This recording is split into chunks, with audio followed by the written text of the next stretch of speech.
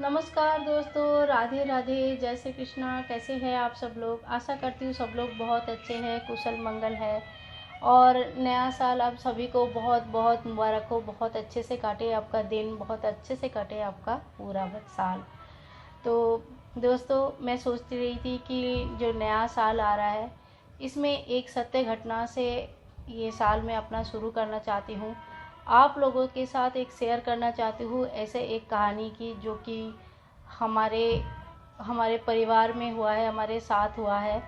और ये जिनकी कहानी है वो हमारे बहुत ही करीबी रिश्तेदार है। उनके नाम मैं अलग से नहीं बोल रही हूँ क्योंकि सबको पसंद नहीं होता है नाम बोलना, पर कहानी आपको ज़रूर अच्छा लगेगा। एक्चुअली ये कहानी नहीं है, ये सत्य घटना है। और चलिए शुरू करते हैं। जिनकी बात मैं कर रही हूँ वो छोटे से ही लड्डू गोपाल जी का पूजा करते थे, जन्माष्टमी करते थे। लेकिन उनके घर में कोई लड्डू गोपाल जी के जो पीतल वाले मूर्ति होती है, ऐसा कोई मूर्ति था नहीं। तो वहाँ कान्हा जी का छोटा बाल रूप का एक मूर्ति था, लेकिन वो लड्डू गोपाल जी के जैसे रूप है वैसा रूप में नहीं था। तो लेकिन वो बाल रूप का पूजा हमेशा ही करती थी। अब कान्हा जी का बाल रूप कैसे भी हो, पूजा तो वो किसी भी रूप में स्वीकार करते ही है। अब ऐसे करते करते धीरे धीरे जब उनकी शादी हो गई, अपनी ससुराल चली गई। ससुराल में सास ससुर और सभी लेके बड़ा सम्भ्रांत परिवार में शादी हो गई। और काफ़ी बड़ा उनका घर भी है, काफ़ी सम्भ्रांत परिवार भी है। तो वहाँ पे जाके वो बस गई। पर मन में लगा रहता था कि लड्डू गोपाल जी का सेवा करनी थी, लड्डू गोपाल जी का सेवा करना था। बाद में उन्होंने मेरे कुछ वीडियोस देखे, मेरे कुछ फ़ोटोज़ देखे। मैंने भी अपने लड्डू गोपाल जी के बारे में बात करती हूँ तो मुझे बहुत अच्छा लगता है।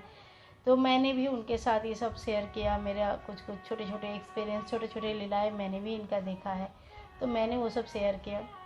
तो उनको बड़ी इच्छा हुई कि मैं भी अपने पास अब एक लड्डू गोपाल ज़रूर रखूँगी। तो उनको जो है ब्लैक कलर का लड्डू गोपाल लेना था, जो कि उनके घर के यहाँ मिल नहीं रहा था। तो उनके जो लोकल मार्केट है वहाँ नहीं मिल रही थी। तो मुझे बोला कि दीदी क्या आप मेरे लिए ब्लैक कलर का एक लड्डू गोपाल ला सकते हो? मैंने बोला हाँ ज़रूर, क्यों नहीं। तो मैंने उनके लिए एक बहुत ही प्यारा सा क्यूट सा छोटा सा लड्डू गोपाल ब्लैक कलर का लेके आई। साथ में उनका कपड़े, मुकुट, पगड़ी, बांसुरी, जो भी उनका सामान, आनुषंगिक सामान रहता है, वो सारे सामान के साथ मैं लेके आके उनको दिया। बोला ले ये तेरा लल्ला है, अब तू इसका सेवा कर अच्छे से। इनका भोग प्रसाद चढ़ा और अपने पास रखना। इनकी आशीर्वाद तुम्हें हमेशा खुश रखेगी। तो वो अपनी ससुराल लेके गई। पर मुश्किल ये हुआ कि ससुराल में जो इष्ट देवता है वो कोई और है, उनकी सास जिनकी पूजा करते हैं वो देवता कोई और है। मैं किसी की विश्वास को आघात नहीं पहुंचाना चाहती हूँ, इसीलिए मैं इस बारे में ज़्यादा नहीं बात करना चाहती हूँ। सिर्फ प्रॉब्लम ये हुआ कि उन्होंने कहा कि मेरे इष्ट देवता के छोड़ के कोई और भगवान का यहाँ स्थापना हो या कोई और भगवान का यहाँ सेवा हो, ऐसा नहीं होता, ऐसा नहीं होना चाहिए। घर में जो कुल देवता कुल देवी है, जो इष्ट देवता है, उन्हीं का पूजा होता है। तो ऐसे में एक दुविधा हुई, ऐसे सिचुएशन आ गया कि उनको भी मन डोल गया। उनको भी लगा कि अब क्या करें, गोपाल जी आ तो गए हैं लेकिन मंदिर में स्थान नहीं है, इससे बड़ा दुख और क्या हो सकता है। अंदर ही अंदर आंसू आ जाता था। क्या करें, कहीं हमने गलती तो नहीं कर दी, कहीं हमें गोपाल जी लाना नहीं था, हमने ला दिया, ऐसा तो नहीं हो गया। तो बाद में मुझे भी एक दो बार कॉल किया कि दीदी ऐसा ऐसा हो गया, अब क्या करूँ, गोपाल जी को क्या करूँ फिर। मैंने बोला एक काम करो, तुम्हारा घर काफ़ी बड़ा है, तुम्हारा ऊपर नीचे 2 माले का घर है, तुम अपने रूम में एक जगह बनाओ, वहाँ पे गोपाल जी को विराजमान करो, भोग चढ़ाओ, उनके लिए वस्त्र लेके आओ, वस्त्र पहनाओ, उनको तुलसी के पत्ते ज़रूर अर्पण करो। तो तुमसे जितनी सेवा हो पाती है उतना कर लो, बाकी उनकी लीलाएँ बहुत है, तो वो अपने आप कोई ना कोई बंदोबस्त कर लेंगे, चिंता मत करो, ये उनकी जिम्मेदारी है। मैंने बोल तो दिया था, पर मुझे समझ में नहीं आ रहा था कि सही में क्या होगा अभी, क्योंकि भगवान का स्थान तो मंदिर में ही होता है। फिर ये क्या हुआ, मन ही मन मैं भी गोपाल जी से प्रार्थना करी थी गोपाल जी सब ठीक हो जाए तो अच्छा है। ऐसे ही चलता रहा। थोड़े दिन बीत गए। अपने रूम में ही रखे उन्होंने अपने गोपाल जी को, वहीं पे तुलसी के पत्ते चढ़ाए, वहीं पे रामदाना सिंदना, कभी रामदाना, कभी बतासा, कभी मिश्री, जो भी सूखा भोग उनके पास रहता था वही भोग चढ़ा देते थे।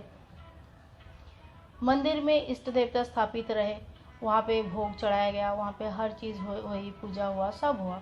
ऐसे करते करते काफ़ी दिन हो गया।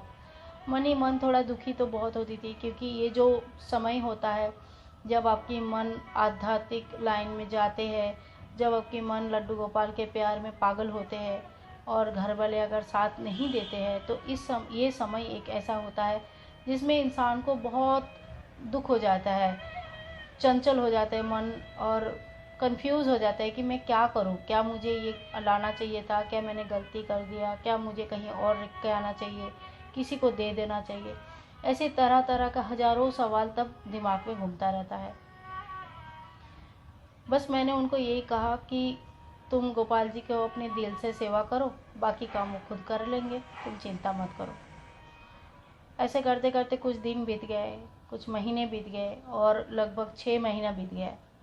और 6 महीने के बाद एक दिन अचानक से क्या हुआ, अचानक से उनकी जो मॉर्निंग हुआ, एक मॉर्निंग में वो नीचे आई, अपने रूम से नहा के ऊपर नीचे आई, चाय वाय बनाने के लिए आई। अब चाय बनाने के लिए जब तक नीचे आई किचन में, तब वहाँ पे ऑलरेडी उनकी सास खड़ी थी और दोनों आँखों में आंसू से भरा हुआ, वो रो रही थी। अब सुबह सुबह अचानक से सास को ऐसे रोते हुए देखकर बहुत ही समझ में नहीं आया कि आखिर हुआ क्या। तो उन्होंने बार बार अपनी सास को पूछा कि क्या हुआ माँ, क्या हुआ, कहीं कुछ खबर आई, किसी का फ़ोन आया, कुछ कहीं से कुछ गड़बड़ तो नहीं हो गई, कहीं गिर गई, कहीं लग गया, कुछ हो गया, क्या हुआ। उसकी सास थोड़ी देर तक कुछ बात नहीं किया, थोड़ी देर तक वो चुपचाप ही रही, और फिर बाद में बोला कि बेटा मेरे से बहुत बड़ा गलती हो गई है। कैसी गलती हो गई है? बोला मैंने कल एक सपना देखा, सुबह सुबह मैंने एक सपना देखा, जिस सपने के बाद मेरा नींद टूट गया, और जो है मैं सपने में ये देखा कि मेरे इष्ट देवता मेरे ठाकुर के हाथ पकड़ के छोटा सा नन्हा सा गोपाल पूरे घर में घूम रहे हैं, पूरे घर में घूम रहे हैं, और कह रहा है कुछ तो ढूंढ रहे हैं।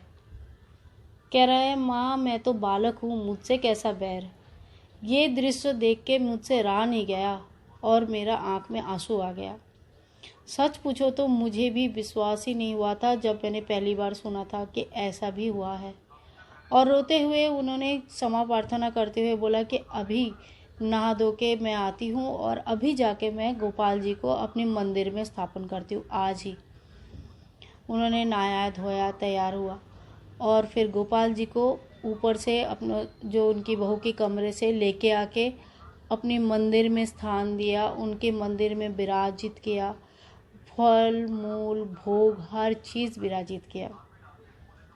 आपको पता है क्या हुआ था?